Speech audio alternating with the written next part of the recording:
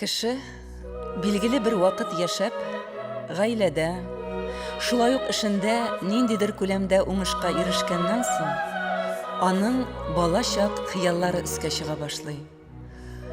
Менә бүген минем дә балачак, үсмер чак, яшьлек хыялларым тормышка ашты.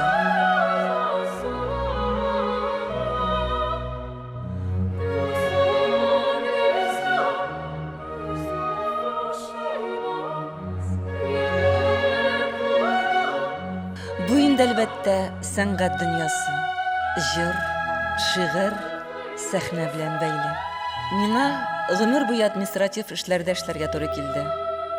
Оештыру эшләрендә, төрледән төрле яңа проектларда. Бөтенләй үземнең күңелем, хыялларым турында онытканмын. Ә быел шушы теләкне тормышка ашырып, язган җырларымны, шигырьләремне сезгә җиткерәсем килде. Мин үземнең хыялларым аша күңелемдә туган моңны яратам.